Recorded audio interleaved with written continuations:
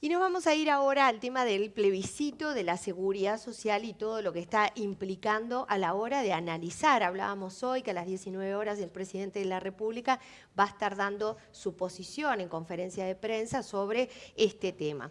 Vamos a recibir hoy a una experta, abogada, experta en litigios y arbitrajes, es máster en Derecho de la Escuela de Derecho de Harvard, también lidera la práctica de resolución de disputas de Ferrere y en sus oficinas tanto de Paraguay, de Bolivia como de Uruguay, y además es vicepresidenta de la Corte de Arbitraje Internacional de la Cámara de Comercio Internacional. Recibimos a Sandra González. Buenos días, bienvenida. Buenos días, muchas gracias. Gracias por haber aceptado la invitación. Sandra, la verdad que nos viene muy bien poder hablar contigo sobre este tema desde la perspectiva del derecho y de lo que puede implicar a nivel de litigios internacionales, que es un poco lo que está también arriba de la mesa, que por un lado se dice que sí, por el otro lado que se dice que no. Tú has hablado, y también lo comentábamos hoy, que el presidente lo presentaba así, el presidente de la República, del efecto dominó que tienen sobre todo tres elementos esenciales de este plebiscito. Coméntanos, ¿cuál es la posición desde el punto de vista del derecho en este caso y lo que tú has podido analizar como experta en estos temas de riesgos que podría estar acarreando la aprobación del plebiscito? Bueno, yo ya me referí a este tema y creo que hay como tres grandes ejes para analizar los efectos de la reforma en el caso de que sea aprobada. La primera es el texto de la reforma en sí misma. El texto, yo digo que lo largo que es directamente proporcional a los problemas que puede generar, porque hay muchos conceptos que no están claros o que son conceptos indeterminados, como nosotros le llamamos en el mundo jurídico. Siempre que ocurre esto, lo que uno puede prever es que normalmente, como consecuencia, habrá problemas. Es decir, habrá diferentes opiniones sobre si una palabra quiere decir esta. Ya hemos visto que hay una importante, de hecho, que es qué se debe entender por jubilación o pensión, si esto es a efectos de todas las prestaciones que una persona recibe o si en realidad es cada una de las prestaciones que recibe a los efectos de los límites. Y eso ya es un gran tema. Como este, seguramente descubriremos otros. Recién estamos entrando a ver algunos, los que vamos poniendo arriba de la mesa. ¿Y esto por qué pasa? ¿Porque se redactó rápido? ¿Porque quien lo redactó no estaba preparado? ¿Por qué generalmente sucede?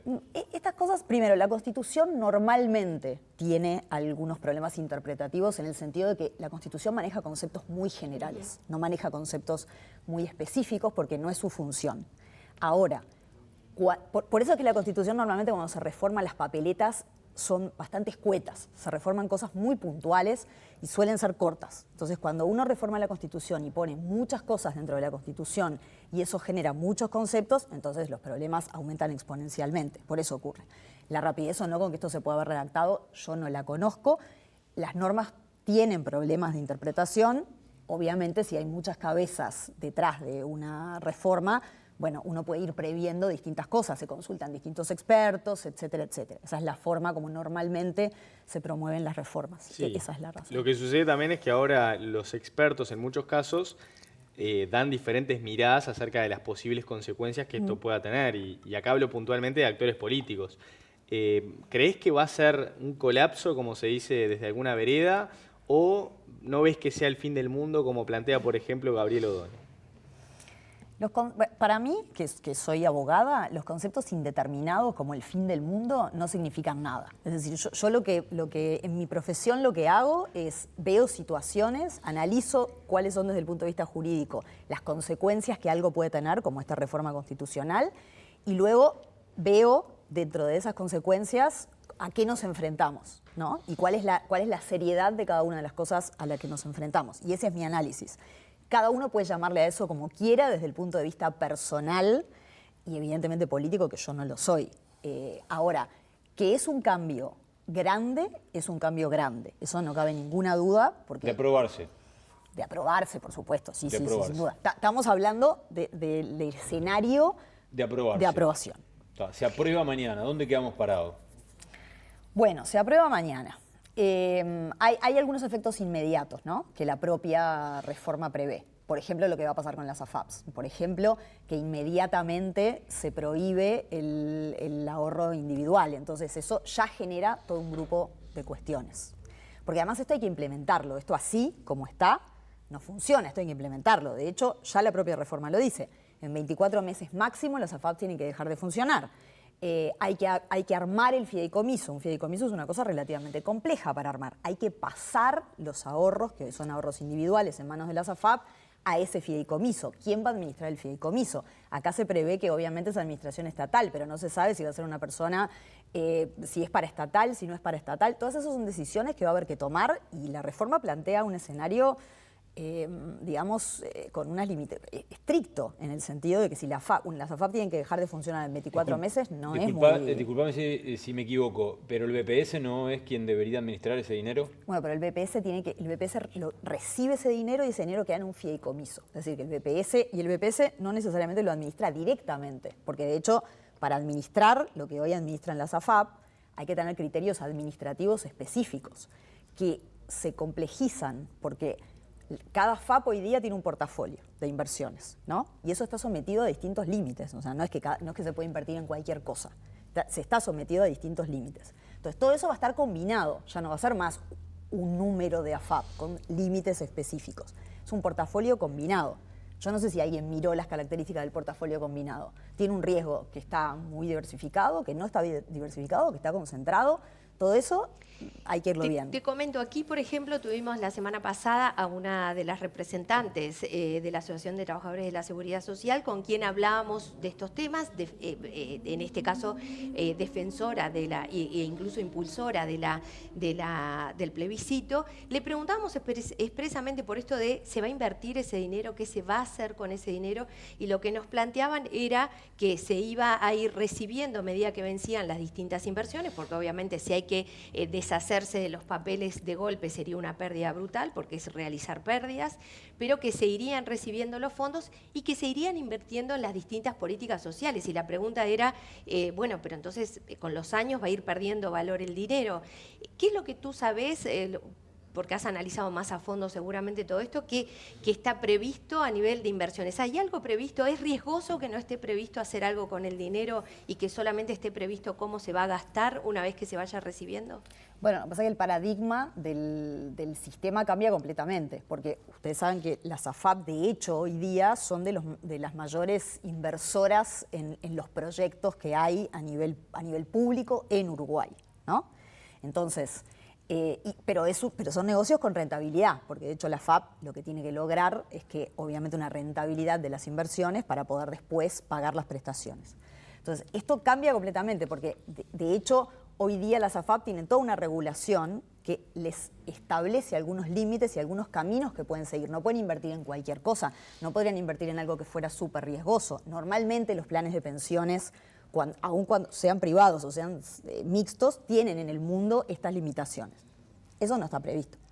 Lo que yo entiendo que sí está previsto es que no se van a deshacer las inversiones, porque justo lo que está previsto es que pasan al fideicomiso, se mantienen hasta que venzan, y una vez que venzan, estas son a largo plazo, además las inversiones de las AFAP suelen ser en proyectos de bastante largo plazo. Una vez que venzan, entonces hay que decidir qué se hace con eso. Entonces, eso no está claro y eso también nos puede llevar a pensar qué va a pasar con ese dinero justamente, llegado el momento, cuando vuelva el dinero, en este caso al BPS, qué es lo que va a estar pasando. Eso, por lo que hemos visto, no está en la papeleta. Hay otros temas, tú decías, hay tres grandes temas. Uno, el texto, ¿verdad?, en sí mismo, que lo explicaste recién, y también está, por otro lado, el impacto que podría tener en las empresas, en las AFAPs, y de ahí viene la posibilidad, sí o no, de que haya algún tipo de litigio, que me gustaría que nos expliques esto, y también qué pasa con el ahorro individual, si se entiende o no que esto es una confiscación. Sabemos que hay quienes dicen de ninguna manera es una confiscación y otros que dicen que sí puede llegar a ser tomado por cualquiera de nosotros, considerar que es confiscación e ir a un juicio. ¿Cuáles son estas dos situaciones desde el punto de vista legal?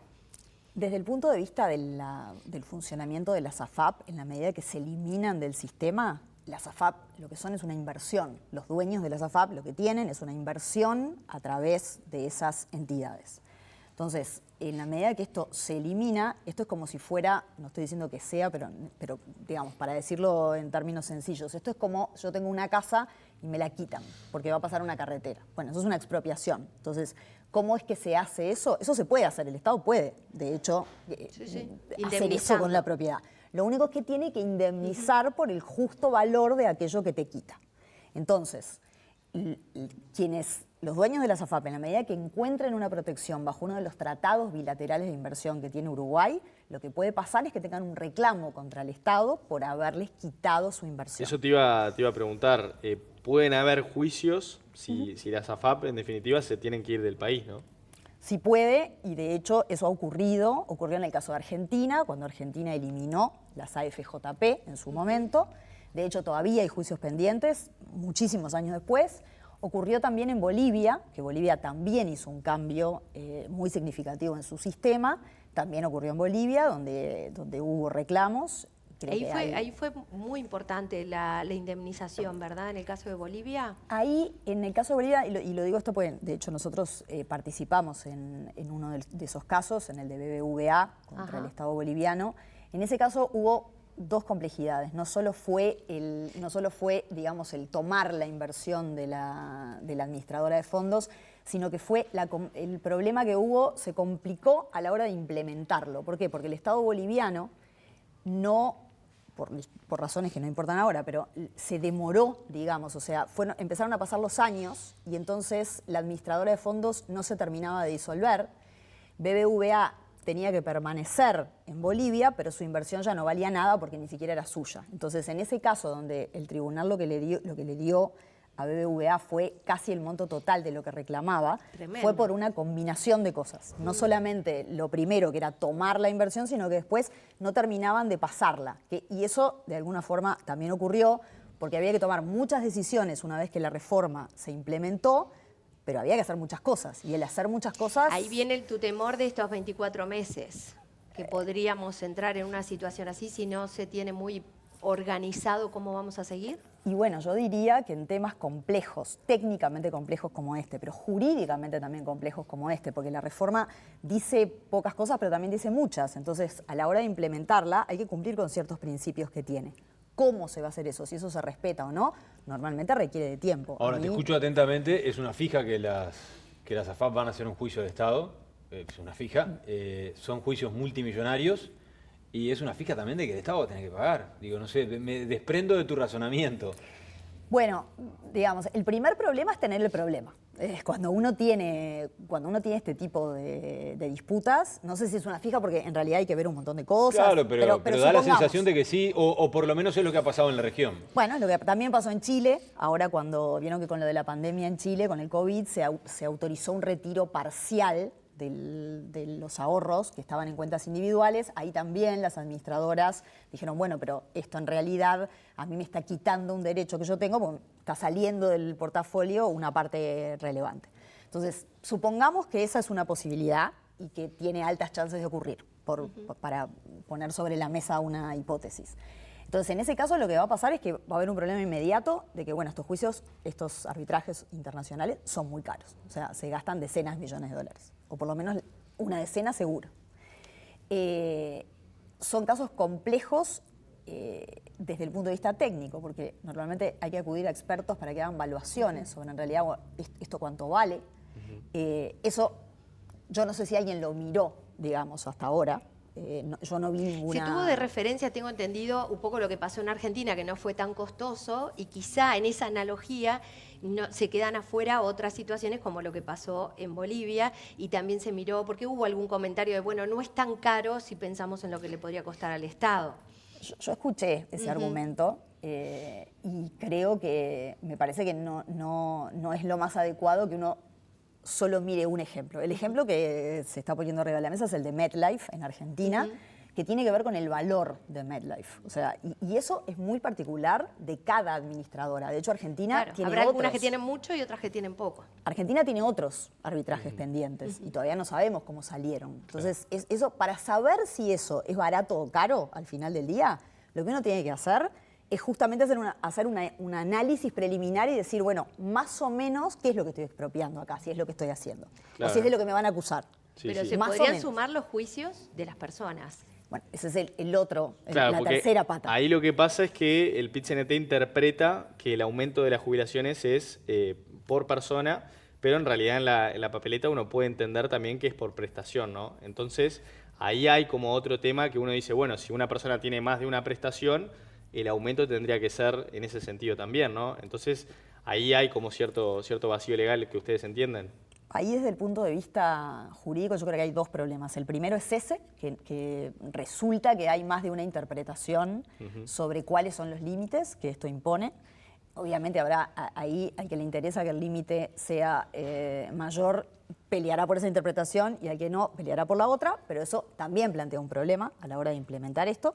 Y después el otro tema es lo que significa para cada una de las personas que hoy tiene una cuenta de ahorro individual en una FAP, que esa cuenta desaparezca y pase a un sistema solidario e innominado, donde ya lo que uno podría decir era mío y por lo tanto lo podían heredar mis sucesores o lo que fuera, ya no lo es. Entonces, ahí lo que se plantea es, ¿hay una confiscación o no hay una confiscación? Si hay una confiscación, que ahí hay que ver qué significa porque yo he escuchado a los promotores de la reforma decir que algunas cosas que desde el punto de vista jurídico son riesgosas, que es, bueno, queda claro cuándo es el espíritu de la reforma. El espíritu de la reforma es una cuestión que es difícil, no es tangible, digamos, ¿qué es el espíritu de una reforma? Y luego, también les he escuchado decir, es la intención detrás de la reforma. Bueno, eso desde el punto de vista jurídico son conceptos completamente indeterminados a la hora de interpretar. La confiscación tiene el problema de que ya hay distintas posiciones sobre si lo que uno tiene sobre la cuenta de ahorro individual es un derecho de propiedad o no. Eso te iba a decir, porque si es un derecho de propiedad, sí hay una confiscación, en el caso de que no se considere como tal, pero no está claro. Bueno, lo que pasa es que los argumentos son, es un derecho de propiedad, no hay ninguna duda, y uno de los elementos por los cuales eso es claro es porque lo heredan mis sucesores. Entonces, si yo no tengo algo, yo tengo algo, es eso lo que pasa. Claro. Desde el otro lado lo que se dice es, bueno, no hay una confiscación porque es evidente que yo tengo muchas limitaciones para disponer de mi cuenta de ahorro individual. No puedo ir mañana y sacarla. Entonces, eso implica que no hay propiedad. Bueno, decir eso, para mí, desde el punto de vista jurídico, es equivocado porque, de hecho, todos tenemos restricciones en nuestras propiedades. Si fuera por tener restricciones, nadie tendría un derecho de propiedad pleno. Porque si tenemos una casa, no podemos hacer lo que queremos con ella. Las veredas tienen que funcionar de una determinada manera. Yo no puedo dejar que la casa se derrumbe. O sea, hay un montón de cosas. Muy bien. O sea, que eso solo no es un indicador. Y eso es el primer tema. Porque después viene, ok, supongamos que es una confiscación. ¿Cuánto vale?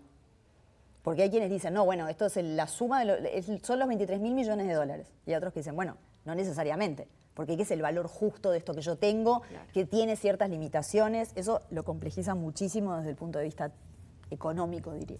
Perfecto. Sandra, muchísimas gracias por estos minutos. Ha sido muy amable. La verdad que nos parecía más que interesante tener la postura profesional y bueno, nos parece información de calidad para la gente. Muchas gracias. Gracias a ustedes.